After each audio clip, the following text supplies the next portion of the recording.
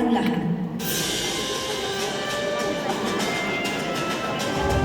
Upang maghatid ng kanyang pambungad na mensahe, ang ating ambassador para sa bansang Estados Unidos, Ambassador Jose Manuel Romualdez.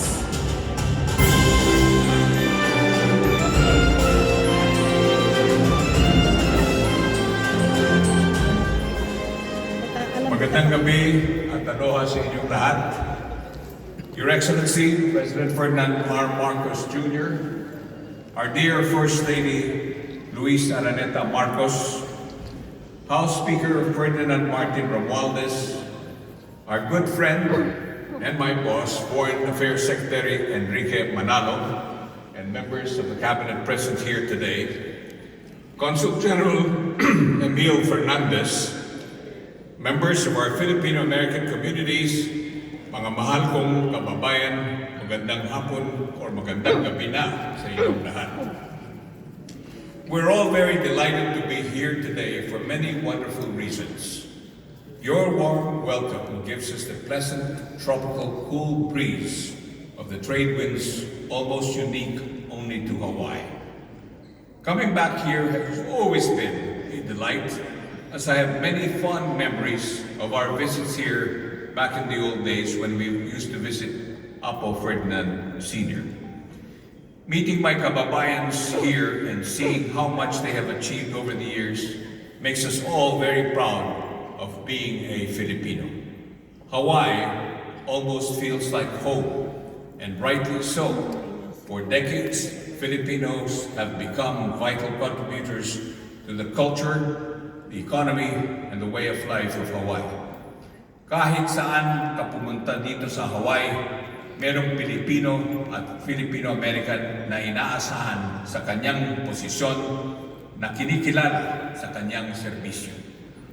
Pilipino ay magmamalaki natin lahat. Having the privilege to represent our ambassador, our country here as the ambassador, has never been as honorable as I have. Ngayong araw, kasama natin ang ating Pangulo. I know how excited you are to hear and see him, but without a doubt, our President is more eager to actually see you today. Since he was elected President of the Philippines, our President has finally been able to return to Hawaii, his second home, for the first time in many years. Muli niyang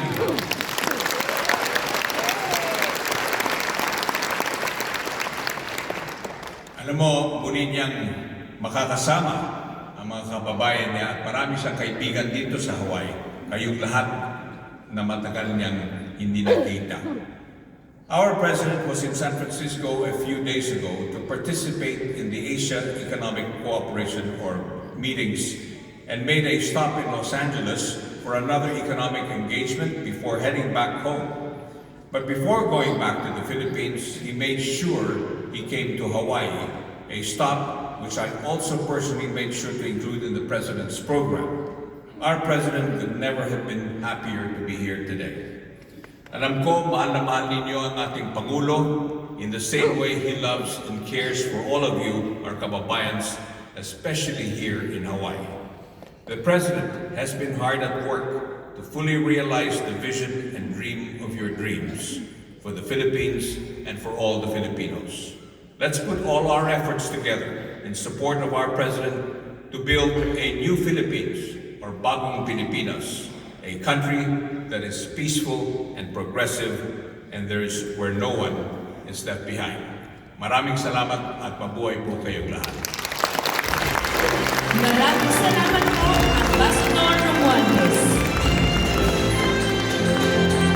Upang ipakilala ang ating panauhing pandangal, ang kalihim ng kagawaran ng ugnayang panlabas, Secretary Enrique Manalo.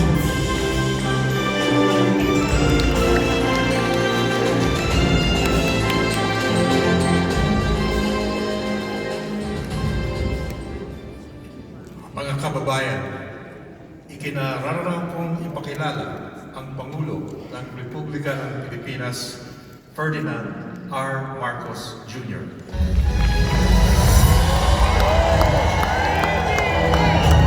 PBBM!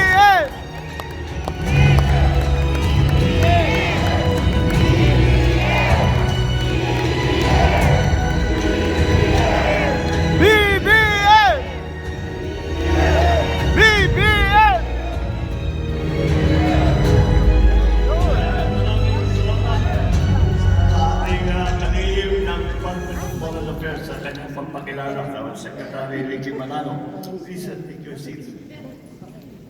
And let me say what I have waited a very long time to say. Aloha!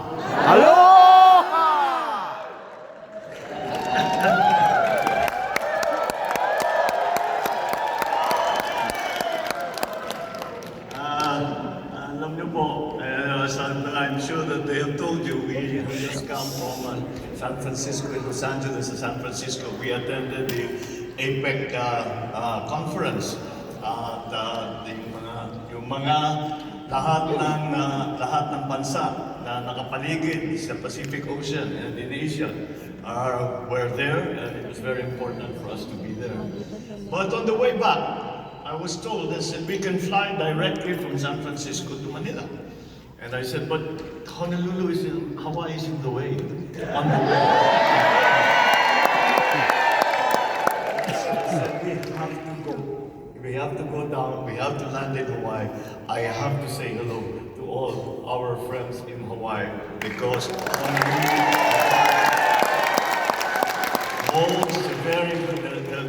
the Filipinos and the Filipino Americans in Hawaii hold a very special place in my heart as for the experiences that we had here with our Filipino compatriots. That's why, generally speaking, when I come up to speak, I start by introducing our delegation that are here with me. But since this is a special place and it has hold special memories, I will turn it around a little bit. I want to introduce you to them. These are the people that kept us alive.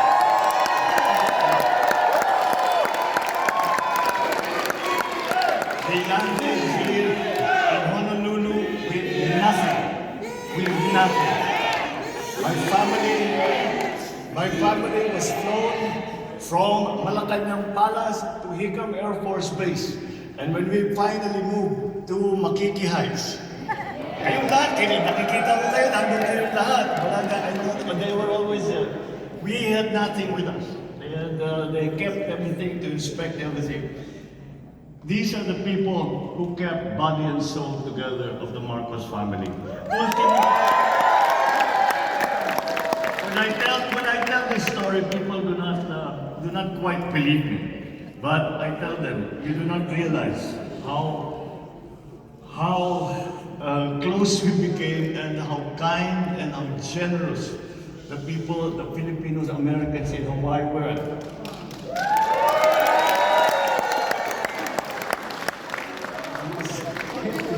PSC, okay,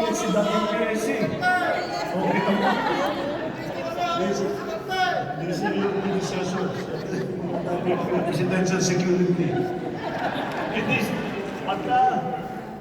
naiiwan na dito. Ito yung mga sumama sa amin.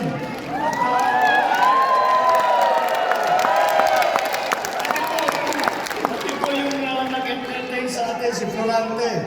Matagal siya nandito. Lagi kami magkasama ni Florante nung nandito kami. And as I was saying, when I tell this story, people do not believe it. They do not quite believe it. But we landed here with nothing. Even ultimo yung damit namin, silang nagbigay, silang nagpapakain sa amin, pati yung mga appliance doon sa Makiki silang nagdadala. At pagka kami nalulungkot, silang nagpapasaya sa amin kung hindi sa inyo. Palagay ko, wala na yung pamilyang Marcos, kaya hindi ko makakalimutan. And behalf of my entire family, wala na yung aking ama. But when my mother found out that I was coming to Honolulu, he said, you make sure that you go back to all of those people who went out of their way to keep us comfortable, to keep us alive, literally alive.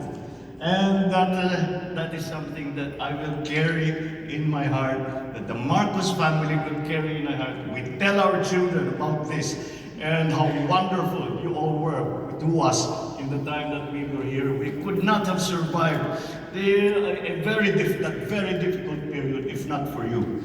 And that's why it has, when I was in San Francisco, I insisted, we must pass by Hawaii. Because even if I thank you every day for 1,000 years, it is not enough for all of the things that you do.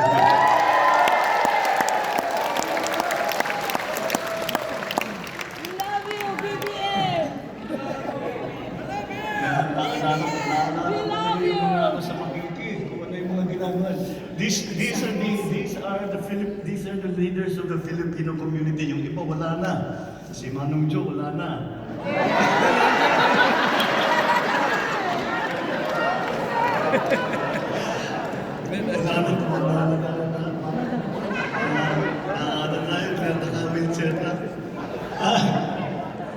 But without you, siyang nauna. Siya talaga. Ang sabi sa atin, when I first arrived here, kausap ko siya, Kokoy, your father. And I said, bakit nandyan yung Jolaso? Sino ba yan? Sabi niya, nako, kung hindi lang pangalan mo Marcos, mas loyalista pa sa Marcos yan kaysa sa'yo. At yan ang mga tutulong sa amin. These are the people who really that we as a family, we as individuals, owe a debt of gratitude that we will never ever be able to pay. But now it's time to go back and introduce to you ang ating mga kasama dito sa delegasyon natin. Kasama po natin ang Speaker ng House of Representatives, Speaker Martin Romualdez. Andito rin po ang ating kalihim ng Department of Trade and Industry, Trade and Industry Secretary Fred Pascual. Kasama din po natin. At dahil meron tayong kaunting ugnayan dito sa militar ng US, kami nandito, kaya nandito po ang chairman natin, Chairman Ed Anyo is here. Kasama din natin ang isang kilala ninyo, isang deputy speaker ng House of Representatives na tumutulong din sa atin dahil siya ay naging expert sa mga economic issues at kaya din napakahalaga dahil na kasama siya dahil yun ang aming pinag-usapan dun sa APEC.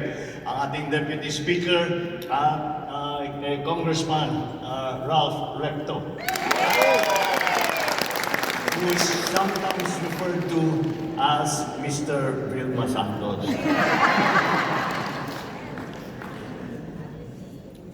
Well, we heard from the Philippine Ambassador to the United States, Ambassador Babes Romualdez. Andito rin ang ating very important new department in the Philippine government, especially for the OFWs, for Filipinos who are living and working abroad. Ang ating pinakabagong departamento, ang Department of Migrant Workers, at kasama po natin si Undersecretary Patricia Ibon Cauto. Yan, pagka nagkakaproblema, kaya gumawa na po tayo ng isang department para lang sa mga OFW dahil sa napakahalaga, the importance that we put to what the contributions are of our countrymen to the Philippines, because many times we think that the OFWs are only here to work for their families, to help their families. Well, that is true, and maybe that is one of the original motivations. But in the process of you helping your families, you also help your communities, and that is why we created the Department of Migrant Workers, so that we can be sure na lahat ng inyong pangangailangan, pagka kayo ay lahat ng maitutulong ng pamahalaan Pilipino ay ating gagawin dahil napakahalaga ang inyong kontribusyon sa ating bansa. Kasama din natin dito is the Armed Forces Chief of Staff, Chief of Staff General Romy Browner Jr.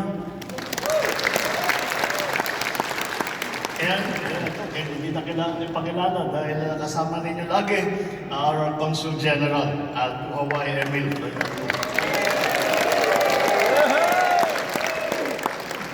At hindi ko makukumpleto ang aking pagpakilala kung hindi ko naman ipakilala ang aking may bahay, our First Lady,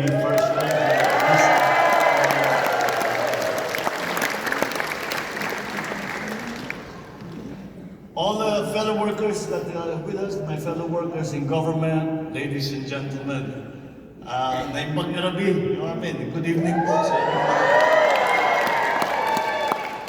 So thank you once again for the very enthusiastic welcome. First Lady and I and the esteemed members of my delegation are delighted to be back here in the Hawaii, in these islands which many describe as a paradise.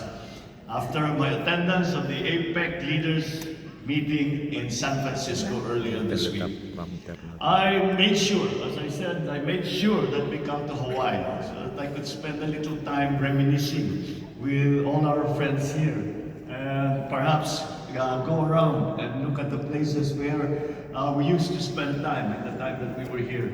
And many of you, we have all noted, many of you are also from, beforehand started as all from the north, from Ilocano.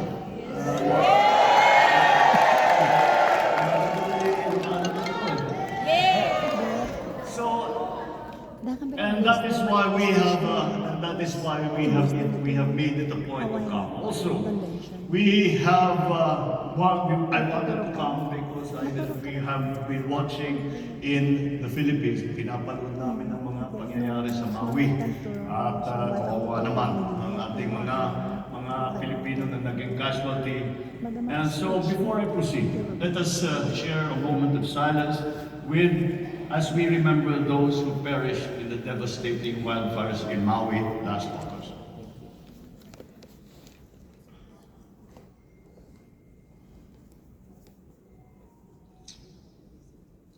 We pray for strength and courage for the relatives and friends of those fatalities, as well as those who are still recovering and rebuilding their lives in the aftermath of that terrible disaster. I truly appreciate seeing you all here to celebrate the close connection that the Philippines has with Hawaii. My wife Lisa and I bring the fond greetings of our family and the Filipinos back home. For over a century now, the Filipino presence here has become part and parcel of Hawaiian culture. From the various industries, tourism, health, education, business, and political representation, the Filipinos' mark can be seen and felt, and indeed, even tasted. I know that Filipino cuisine is a staple even among non-Filipino friends and family now. And with 25% of the population of the state of Hawaii having roots in the Philippines, our rich and diverse culture has become deeply intertwined in the social fabric of the Aloha State.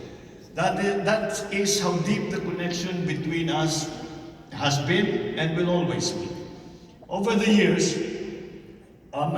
Filipino Americans and Filipinos have contributed such a great deal to Hawaii's economic development. Our connection began when 15 Sakadas arrived in 1906 as plantation workers.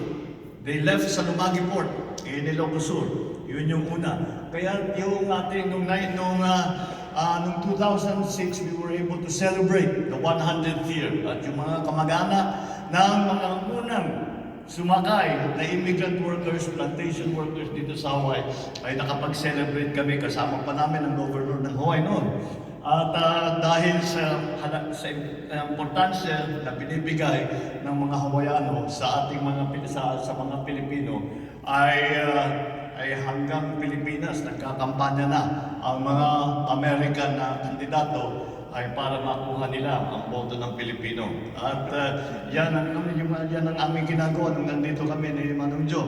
At ino-organize namin ang mga Pilipino para naman meron tayong boses sa lahat ng mga nakikinig, lahat ng mga leadership ng Hawaii, ng Honolulu, at ng iba't ibang bayan sa ibang lugar. Hindi ko yan I remember talking to all of the governors and also the former mayor. If you remember, Mufi Hanman was was the mayor for a while, and he was always saying that he's basically a Filipino. And that applies to not only the mayor but also all of the leadership na lahat naman sila ay pinalaki ng Pilipino. Kaya malapit sa puso nila ang Pilipinas. Subsequently, Filipinos fought shoulder to shoulder with American soldiers during the war.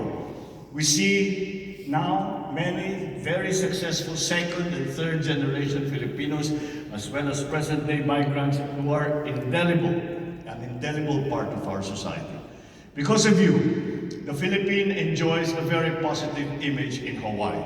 Thank you for all that you do for our country. And this is a characteristic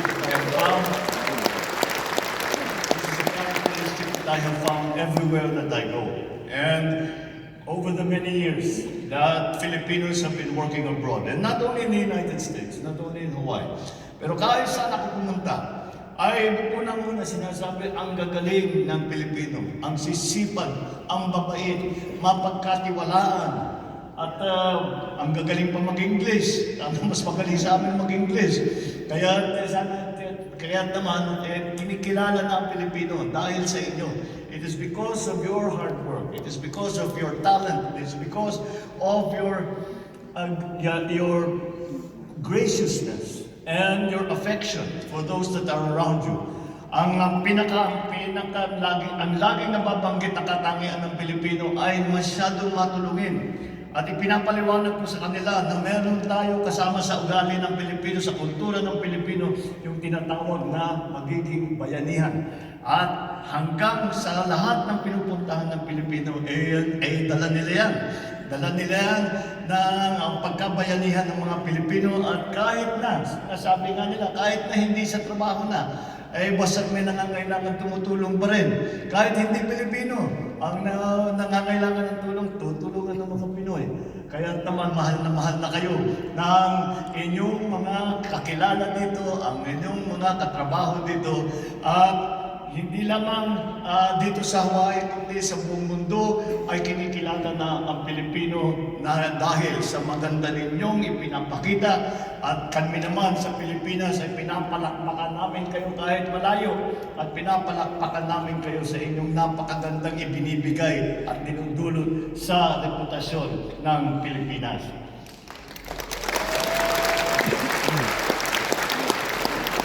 I cannot go further without giving another word of thanks. Alam niyo po, nung kampanya, nung last year, nung kami nahalal ni Inday Sara, ay hindi kami nakapunta rito. Hindi kami makapagbiyahe. Gusto sana namin magkampanya kung saan-saan dahil sa dami ng Pilipino na sa abroad. Ay dahil naisama namin. Ngunit hindi namin magawa. Dahil may COVID pa nun at hindi pa lumilipad yung mga aeroplano, kaya hindi kami makapunta kahit saan. Doon lang kami sa Pilipinas muna. And yet, I am told that I garnered 83% of the votes in Hawaii and in America sa mga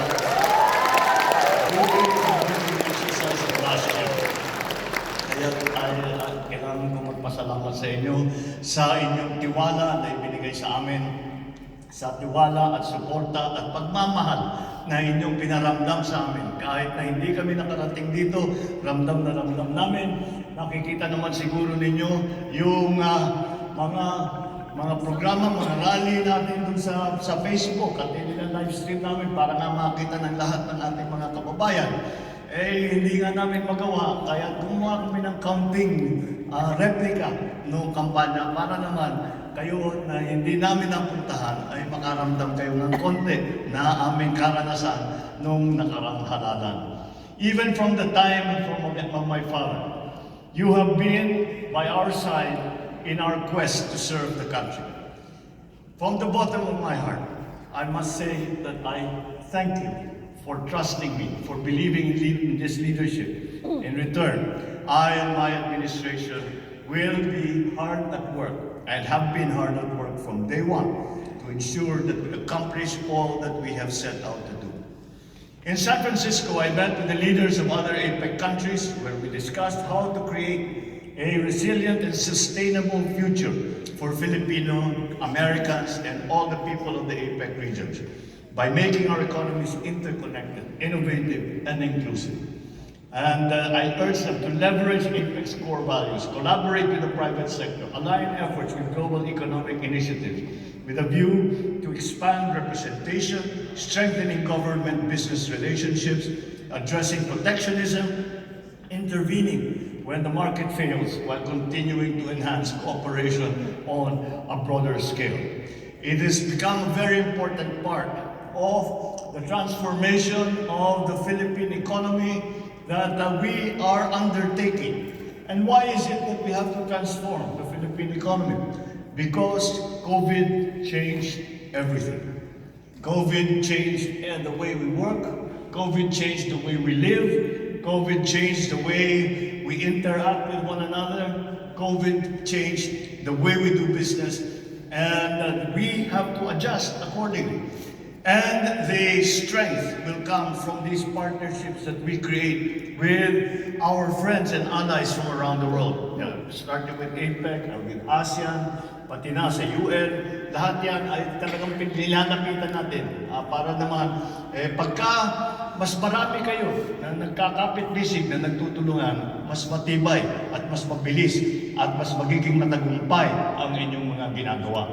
So the Philippines' participation in this regional organization, it promotes and helps us achieve our national objectives.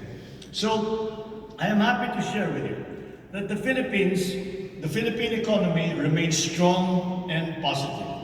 In 2022, our gross domestic product grew by 7.6% from 5.7% in 2021, and in the first half of 2023, our GDP grew by 5.3%, which, if you compare it with many of our Asian neighbors, we are doing better than most of the world. Not only Asia, but we are doing better than most of the world.